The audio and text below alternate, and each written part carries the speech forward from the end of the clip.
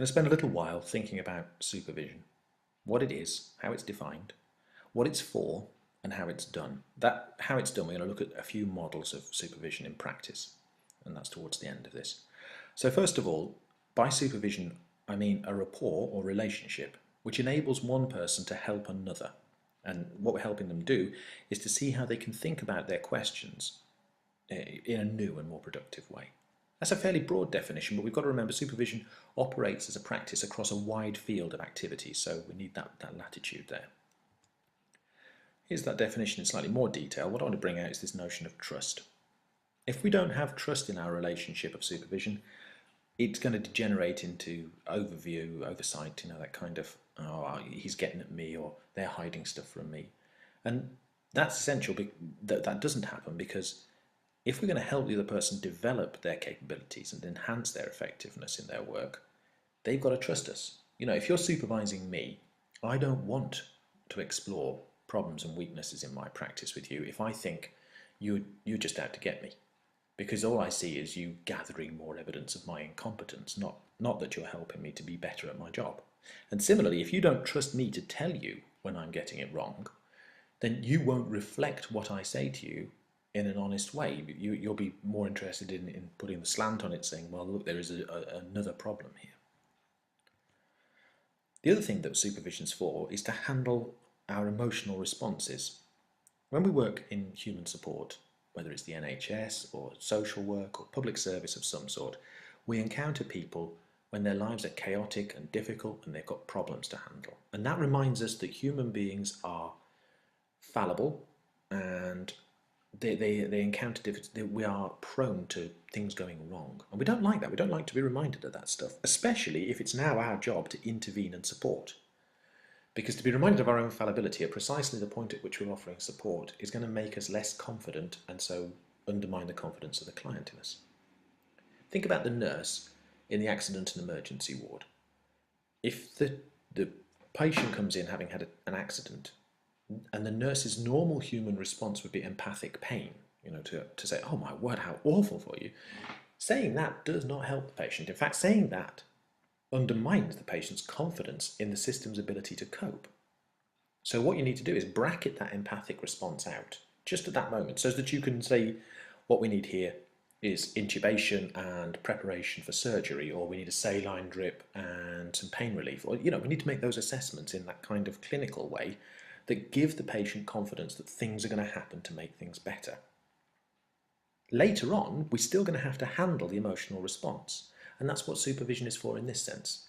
It's to keep us in touch with our emotions so that we don't wall off our humanity from our professionalism, to stop us from becoming sort of too automated and too professional, anodyne, polished finish where nothing reaches or touches us. People don't like that either. All right, I'm going to compare that with Christian and Keto. So here I've been talking about purposes. Christian and Keto talk about the role itself. And the role is, what they're saying is, if you've got feelings or ideas or questions that maybe you don't know how to raise or address or deal with in some way, then supervision is the place to do that, because its role is to contain what you can't handle just temporarily whilst you make the adjustments that need to be made so that you can handle it. So maybe I've got a client whose personal choices mean that his kids don't have enough food. He doesn't handle his money well or something like that. And on a personal level, that just makes me flat out angry because he's not looking after his kids. But that anger, that's no use. So I bracket that out, put it to one side, and I work with the guy. And then later on, having made some interventions that have actually been beneficial, I feel better about him and his family. And now I feel guilty for having been judgmentally angry about him. And you can see that anger and judgmental guilt are going to be at war with one another. They're going to be very hard to handle. Well, the supervisor's job is to help me handle those feelings, to show me ways in which I can think about those feelings that are going to make me better able to deal with that situation in the future. I'm going to add on a bit more now from Bluckert, who's a person working in coaching. Now, coaching, mentoring and supervision have a lot of overlaps, which is why I feel comfortable borrowing their ideas. So the first thing that he says is that we must work in supervision with a more experienced person. Now, I don't know about more experienced, but certainly experience is very important. You can't supervise and help somebody handle this emotional stuff if you don't have enough experience yourself, you're not going to be able to anticipate the range of possible emotional responses. And that's important because there's no good in me being blind to my emotional response, turning to my supervisor for guidance and reflection, and they're being blind as well. That would be the blind leading the blind. That's no use to anybody. So I don't know whether we need more experienced persons, but certainly we need sufficiently experienced persons for supervisors. Bluckett goes on to say that there are two basic purposes here, and the first one is this learning and development stuff we mentioned before, but the second one is the protection of the person being, in his case, coached, but in our case, our clients or service users. Because we make interventions on their behalf, their interests need to be protected. And normally we would trust in our standard operating procedures and professional code of conduct to do that. But our standard operating procedures and professional code of conduct include supervision because it's acknowledged that you don't know the answer to all the possible questions in advance. You need to work some stuff out. And so we have to have that protection function coming out of supervision as well. So this describes what supervision is. This tells us what it does. And that division between what it is and what it does, that's classic in the academic discussion of supervision. So we're going to turn quickly now to what the functions are, summarise those before we move on to the models. So I'm paraphrasing Kadushin when I think about these functions, and I'm drawing them out of what we've discussed so far. Kadushin doesn't say this stuff directly. His thinking on supervision is really rather more subtle than I'm going to present, but it's close enough to what he says to be considered to be like the bare bones, maybe. So there are three essential functions. Development, which is about helping us to develop our skills, understanding and capacities. And we do that through reflection on action in Sean's sense of the term. So in practice, we reflect in action and make small changes so that the outcome is improved. Later in supervision, we reflect on our practice, observe the small changes we made in action so that we can ask ourselves, could we have anticipated any of those problems? Were some of our modifications actually counterproductive? Why did we choose those things? That's an important thing. There's the emotional maintenance function, so helping the supervised person become aware of their emotional reactions so that they can deal with them. And very often, after people have been in practice for a while, they get so skilled at acting out their emotional response and so taken up with the speed of need that you do need the brakes putting on and somebody stopping you so that you can say, actually, no, I do feel really very, very angry about something. I can't just rush into the next case. I've got to take some time out to process some of my own emotional response. And finally, there's the monitoring thing. And this makes sure that the services that we provide are of a high quality and that the interests of clients and service users are protected. So those are the three functions of supervision. We're going to move on from there, from what supervision does, to what supervision is like. We're going to look at three different models that people have got. It's three different approaches to the way supervision can be done. I should explain about models before we begin. A model is a formal description of something, and it's often about providing specialist terms and concepts so that we can show that there's a consistency in our thinking. A model isn't a theory.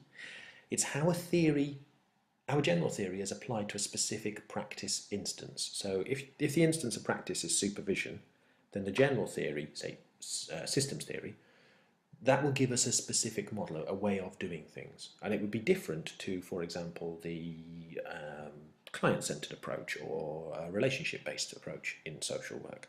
So the theory that you operate with gives you different models.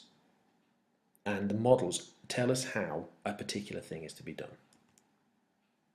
There's a range of models that I'm going to look at. I'm going to have three of them. They're not sort of telling us what the extremes of this are like. They're just there to show what the differences could be like. So here's the first one we're going to see. This is Hawkins and Shohet. It's a rather famous seven-eyed model of supervision. And they say that a supervision session should pay attention to 7 different perspectives. And they are the client. How did the service user or client present? What was their case history? Where did they come from? How were they referred? This should also include, of course, the service provider or case worker. So how are you being affected by the work that you're doing with your client? So there's a bit of that stuff about emotional maintenance there, but also some stuff to do with reflecting on our interventions, whether or not the things that we're doing as well as we could.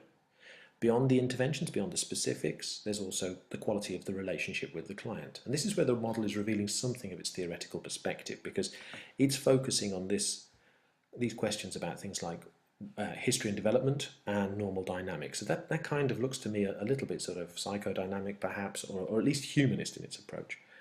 And this here obviously a transactional analysis kind of approach that's been taken. So if we go beyond there, the other perspectives to take into account, of course, the supervisor. How's the supervisor experiencing the session? So that perspective needs to be taken into account. And what's the relationship like with the supervised person? And this raises the interesting possibility that maybe this relationship in some way mirrors this relationship. Yeah, so if the client presents in a child ego state, forcing us into an adult ego state, is that a pattern that we see replicated here? And if it is, what are we going to do about it? And then finally, of course, we need to take into account to some extent the social, economic, cultural and organisational context that we're operating in. So this is like a way to condition your question about the interventions. Is the planned intervention appropriate given the client's socio-economic background? So if you were planning, some kind of, you'd got clients who weren't able to or was struggling to make their money go far enough in terms of feeding themselves, and so you said, well, the intervention here is to send them on courses to learn how to make better use of the food that they buy. You don't send them to the wrong kind of cooking course. Yeah, don't send somebody who is from an Islamic background to a non-halal cooking course. So those are the 7 perspectives that need to be taken into account when we're thinking about this stuff. Then we've got Kagan, and this is something a bit older. This is interpersonal process recall. This comes from a broadly psychodynamic background. Kagan observes that we all need other people. We're social creatures and we need others, and we're born in need. And as a consequence, our earliest experiences of need make us anxious because the people who supply our needs are in a position of greater power and authority over us. So where we have this need and this anxiety, we wind up with a classic pattern of response that gets called approach avoidance. And approach avoidance is the tendency to be diplomatic in order to avoid confrontation. So to use politeness and diplomacy to avoid confrontation and distress. And it's dysfunctional when it means that we don't do the right thing. So he notices it in 2 ways. First of all, there's a feigned naivety. And it's polite to feign naivety on occasions. So when adults are in company with each other, it is polite to feign a naivety about the other person's bad breath. Yeah, you don't immediately point out to the other guy, you need to use some mouthwash. You pretend not to notice. And that's fine for most human reactions, but in social work or in supporting human need, then you don't need that. That's going to get in the way. And we do it, Kagan argues, when we're unwilling to get too close to the other person. And that might be because we think they are going to do something that's going to result in an irreconcilable conflict. Yeah, they're about to pick a fight with us that we can't find a way away from. And so instead of pointing out that, maybe the client presents with signs and symptoms of self-neglect, and instead of us picking up on that, we think, if the minute I say that, this guy's just going to go overboard about how you're always on about my cleanliness or whatever. So we just pretend not to have noticed. We do the polite thing, and that's not a good move.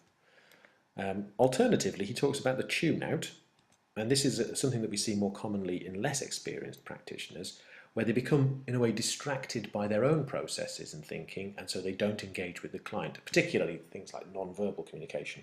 It's very easy to tune out the non-verbal cues by becoming a bit absorbed in making your own notes. And that's a problem of attention, what you focus on, what's the focus of your interaction. Should it be the client? Should it be? So those are the things that he's focusing on anyway. Now, how do we deal with that? How does supervision handle that? So he says, first of all, before you go into the supervision session, the supervised person makes a record of their interaction with the client and shares it with the supervisor.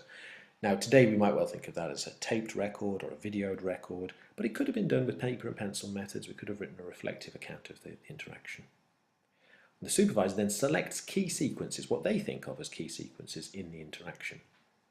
And then they present them at the start of the supervision session saying, look, I've picked out these things. There's going to be stuff in there that you haven't processed yet. And that's true. It wouldn't matter what I picked out. It would always be true that there's stuff that we've not processed.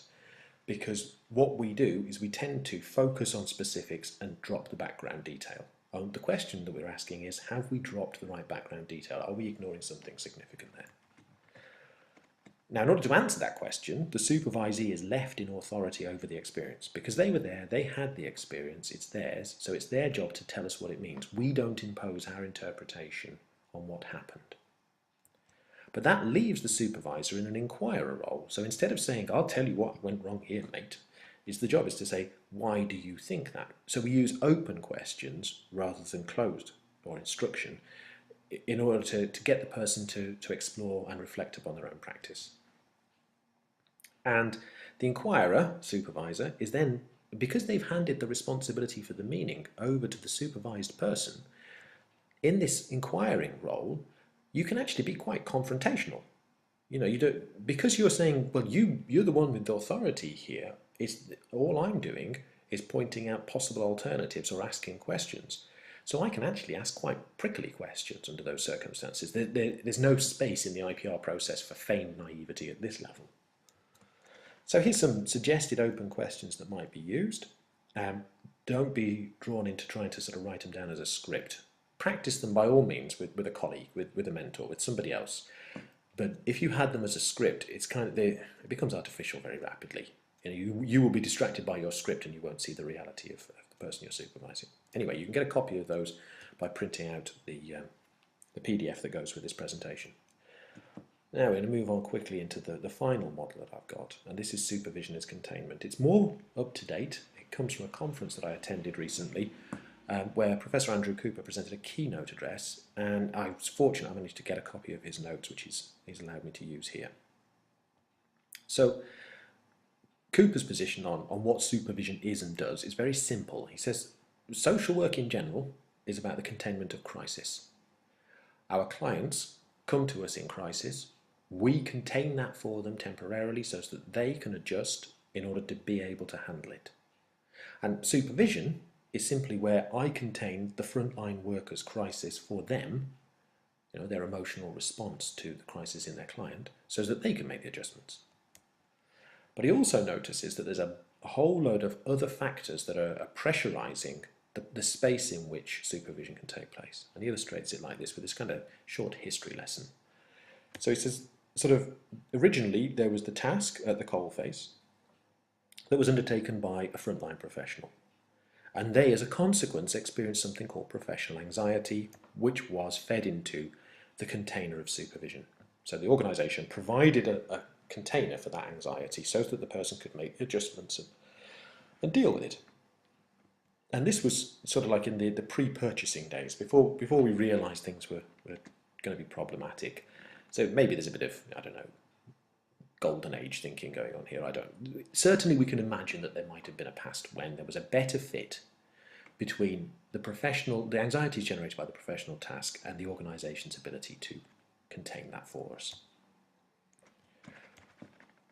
In the 80s, certainly this is the case, in the 80s there was a groundswell realisation that the welfare state couldn't be indefinitely extended because we were increasing the number of elderly people in our population, so retired people and smaller families don't generate as much tax, and so you can't have as big a welfare state. Also, medical processes were getting better, but they were increasingly expensive and extending lives that needed more support. So we resisted, but eventually brought in cost-benefit analysis, which resulted in something called rationing anxiety. And that's where the professional not only now has to deal with the anxieties about their particular case, but also the organisation has to deal with the anxiety that it may not have enough resources to support the interventions that the professional is planning. And we didn't increase the capacity of the organisation to contain these anxieties. So now the organisational capacity is being used for two sources of anxiety. Professional anxieties generated at the coalface and rationing anxiety, managerial concern, that's being generated out of the political context. Now, when we introduced rationing anxiety, fairly rapidly after it came performance and audit anxiety, because if you've got a short supply of resources, you do want to know that they're being used effectively, and so that's the next level of anxiety that came in. And when those two things came in, Cooper sees that as a critical moment at which the capacity of the organisation to contain professional anxieties generated at the coalface, that gets broken. And so this containment, these anxieties are no longer being contained within the centre of the organisation. They're being shoved out of the line of sight of senior managers. And this capacity for containment is now trying to be used to contain rationing and performance audit anxiety. And alongside that, we then get partnership anxiety. And that's because if you've got a shortage of resources that are being carefully audited, then there's a perception, at least, that the organisation isn't coping. And so it needs to be supplemented with partners. So that might be voluntary agencies and private partnership. But then that leads to another anxiety, doesn't it? I mean, who's in charge? Who's going to carry the can here if things go wrong? And ultimately that expresses itself in terms of survival anxiety. If my department is not perceived to be able to work, even alongside a multidisciplinary, multi-agency approach, then maybe it's going to be submerged into something else. And all of those managerial anxieties have in effect pushed professional anxiety out of the container. It's no longer being contained at all, and it's being left lower down the hierarchy at the level of frontline operatives and first level managers. So Cooper, having given us the little history lesson, paints that in a slightly more specific way. He says task anxiety used to be handled by the black line there, supervision. Other anxieties emerged, rationing, performance and partnership, which resulted in a threat of failure. And all of these forces impinged directly onto task anxiety's containment by supervision, such that the fear of failure had to be contained instead. And so managerialism impinged on the front line, pushed the front line out of the centre of the model, if you like. And the professional self was forced into hiding. And that's his concern. He says that really the job of good quality supervision is to find a space away from all of these other anxieties so that we can still handle the old-fashioned coal-face generated task anxiety of the professional. And supervision needs to not only be something that is done facing inwards towards the person who's being supervised, but it also needs to have an outward-facing dimension that helps the organisation to protect the supervision space. I've made a copy of the notes that he issued with his presentation so that you can print them off there, but it's essentially the stuff that I've been talking about. And that leaves me with just a few points to make about the nature of supervision and why we do it. I thought I'd finish with observations made by Laming. He's obviously talking about the Clambier incident, and this is his review in 2009, so this is after the initial review and its findings have been published. And he goes on, in his piece he says that there's a big concern about this reflective practice being put in danger because of an overemphasis on targets and the consequent loss of confidence among social workers. We know it's vitally important that social work is carried out in a supportive learning environment, and we've known that since the very earliest days of the profession. But we also know that there are an increasing number of pressures that are eroding this, as Cooper has pointed out in his model of supervision. Nevertheless, we still need that high quality organised time, and it needs to be on a routine basis, not just to review the quality of the decisions being made and to assess the risks that are being taken, but also to handle the emotional burden that goes with those tasks. And finally, he concludes with saying that supervision should be open and supportive. Just as we started out with the observation that supervision without trust would be a waste of time, if supervision isn't open and supportive, it isn't taking place in an atmosphere of trust, then we won't be able to focus on the quality of the decisions being made. The analyses of risk that we present will be poor, and we will not improve the outcomes for children or any other service users.